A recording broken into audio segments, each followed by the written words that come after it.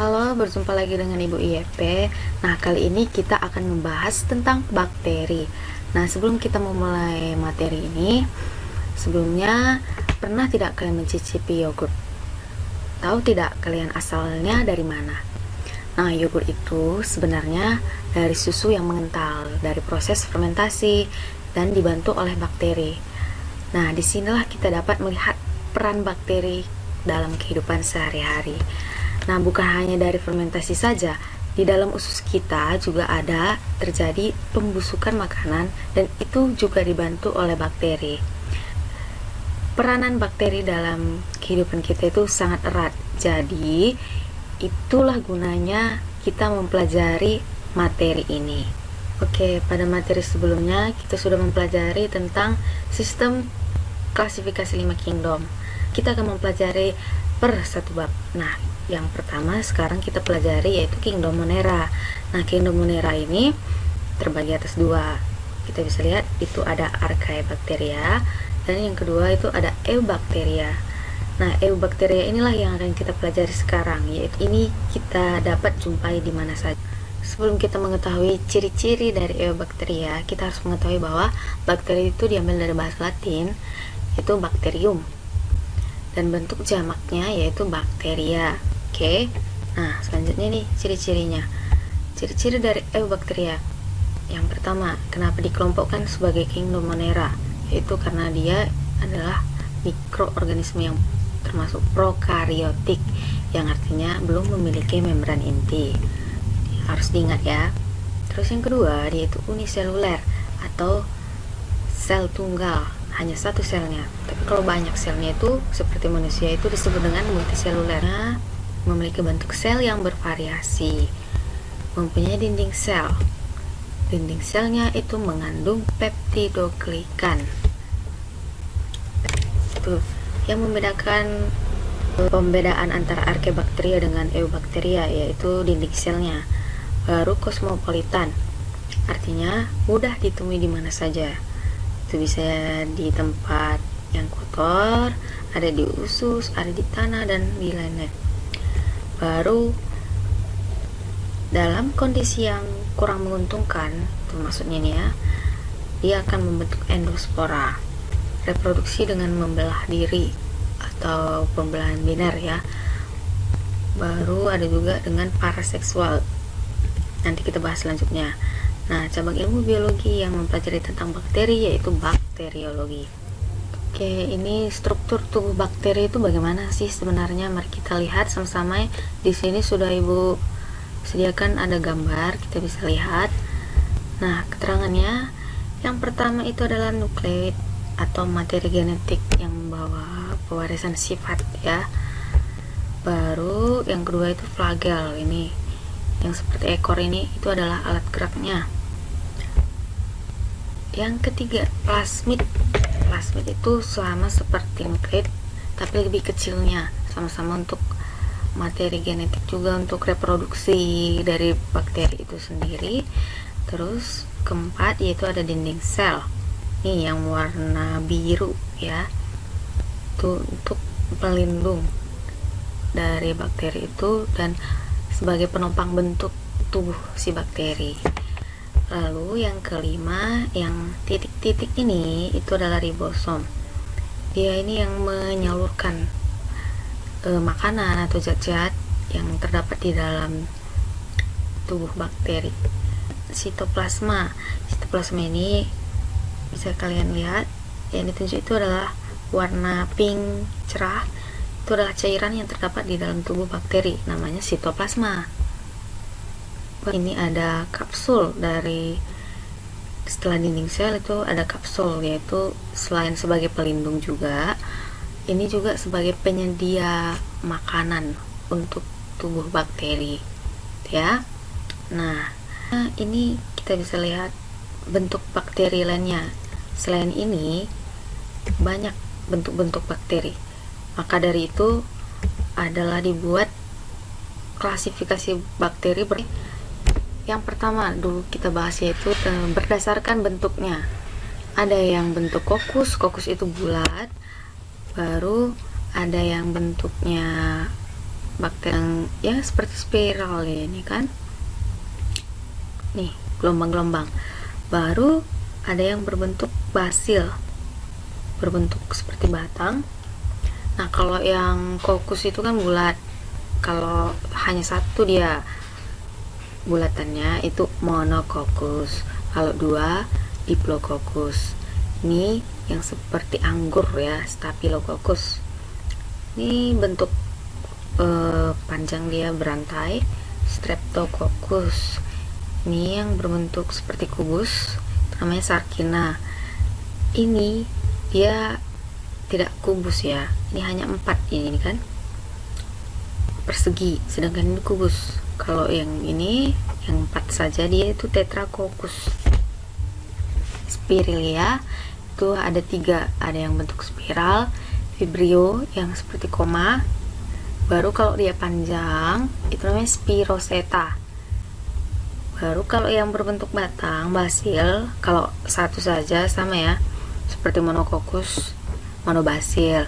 Baru diplobasil, kalau dia panjang berantai itu streptobasil. Kalau dua di satu mono. Tuh. Baru bentuk yang selanjutnya berdasarkan alat geraknya, gitu ya. Tadi itu bentuk ini atrik. Kita lihat berdasarkan alat geraknya tadi kan flagella, sedangkan atrik itu tidak memiliki alat gerak sama sekali. Kalau monotrik, mono berarti satu, dia hanya memiliki salah satu, satu di atas, satu di bawah. Flagella hanya satu, ingat ya. Amphitrich itu ada di 2 arah. Baru kalau lophotrik itu hanya ada di 1 arah tapi banyak. Bandingkan dengan monotrik, itu hanya ada 1, sedangkan lophotrik banyak tapi hanya 1 arah saja dia. Kalau yang peritrik itu ada di segala arah, bisa ujung atas, ujung bawah, di tengah juga ada, gitu ya. Selanjutnya, nah ini dia, kita bisa lihat kumpulan dari bentuk-bentuk bakteri ya, Kingdommonera. Nah, ini dia berdasarkan cara memperoleh makanan, terbagi atas 2, yaitu autotrof dan heterotrof. Kalau kita mendengar kata autotrof, kalian pasti sudah tahu ya semua, yaitu dia dapat menghasilkan cahaya. Nah, ini ada 2, yaitu fotoautotrof dan kemoautotrof. Lihat saja kata depannya, kalau dia foto artinya dia itu menghasilkan energi melalui cahaya matahari. Nah, sehingga dia itu dapat ya berfotosintesis. Terus yang kedua, kemoautotrof. Nah, kemo berarti itu kimiawi dengan energi kimia. Yang pertama itu tadi energi cahaya, foto itu artinya cahaya, kemo kimia, itu ya, autotrof. Sedangkan heterotrof itu kebalikannya dari autotrof, itu tidak dapat menghasilkan makanannya sendiri. Oke, autotrof itu dapat menghasilkan makanannya sendiri, kebalikannya yaitu heterotrof. Nah, ini ada 2 contoh, yaitu bakteri saproba. Kalau di buku lain itu bisa nanti dibuat sebagai pengurai ya, dia itu dapat menguraikan organisme yang sudah mati atau dekomposer. Baru yang kedua yaitu bakteri parasit. Nah, bakteri parasit ini dia itu mengambil makanan dari inangnya atau hospes ya, disebut dengan hospes, dan ini bisa bersifat merugikan. Inilah bakteri yang merugikan dan biasa disebut dengan kelompok bakteri patogen.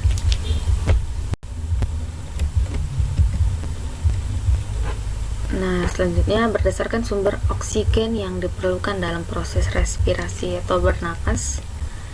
Nih, ada bakteri aerob dan bakteri anaerob. Kalau bakteri aerob itu dia menggunakan oksigen bebas pada proses respirasi, sedangkan bakteri anaerob itu tidak menggunakan oksigen bebas ya pada proses respirasi. Yang pertama menggunakan oksigen, yang kedua itu tidak menggunakan oksigen. Nah, dari itu kita bisa lihat kebutuhan terhadap oksigennya. Ada aerob dan anaerob tadi kan. Yang pertama yaitu bakteri aerob obligat. Artinya hanya dapat hidup pada suasana yang mengandung oksigen. Baru yang kedua, bakteri anaerob obligat. Hanya dapat hidup pada suasana tanpa oksigen. Jadi ada juga bakteri yang bisa hidup tanpa oksigen. Baru kelompok yang ketiga itu ada bakteri anaerob fakultatif. Maksudnya yaitu bakteri ini hanya dapat hidup pada suasana ada oksigen atau tanpa oksigen dia juga bisa hidup.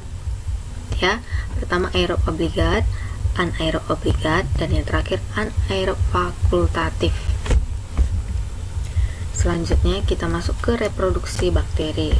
Nah, reproduksi bakteri pada slide pertama tadi Ibu sudah katakan ada yang aseksual dan paraseksual. Nah, kalau yang aseksual ini disebut dengan pembelahan bina.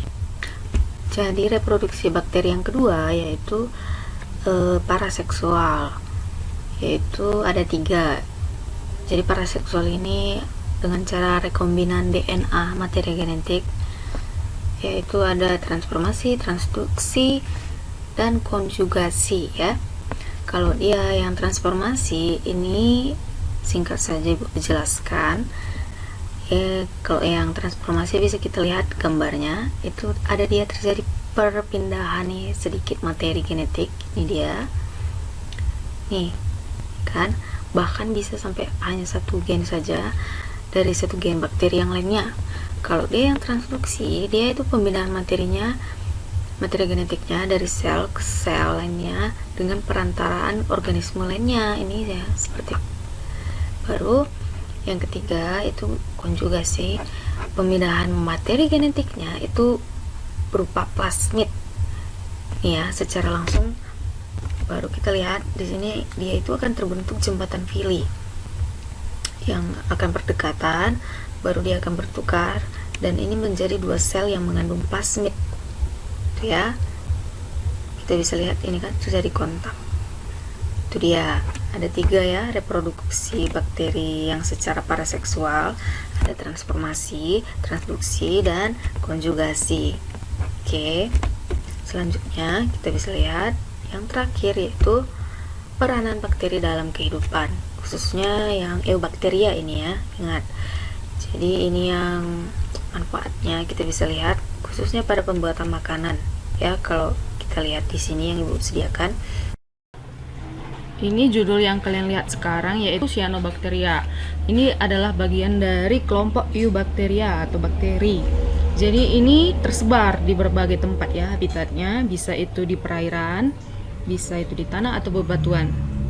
Ini ada Ibu sediakan gambarnya. Ini air yang tercemar biasanya banyak mengandung Cyanobacteria. Oke. Nah, kalau kita lihat lebih jelasnya melalui mikroskop, gini bentuk aslinya dari Cyanobacteria. Ada berbagai macam, tapi Ibu ambil salah satunya. Nah, ciri-ciri dari Cyanobacteria, kalau kita lihat dari pergerakannya, dia itu tidak memiliki flagel ya. Jadi dia bergerak dengan gerakan meluncur. Ciri-cirinya hampir sama seperti bakteri, yaitu kelompok dari prokariotik. Kalau kalian lihat, ini dinding selnya, ini terdapat selubung, lendir, dan plasma lema namanya. Baru Cyanobacteria ini juga dapat bersimbiosis dengan organisme lainnya. Seperti kalau yang di tanah, dia dapat bersimbiosis dengan tumbuhan lainnya untuk menambah kesuburan tanah. Lalu ada juga yang dapat bersimbiosis dengan lumut. Biasa itu disebut dengan lumut kerak atau lichen ya. Nah, selanjutnya nih, untuk soal yang pertama, karena kalian sudah tahu Archaebacteria, Eubacteria, dan Cyanobacteria, coba buat perbedaan masing-masing. Apa yang membedakan Archae, Eu, dan Cyano ya?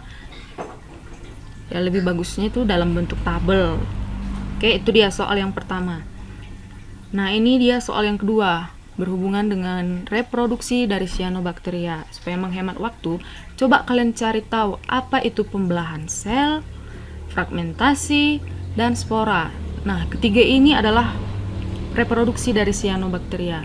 Coba cari tahu penjelasan dari ketiga ini.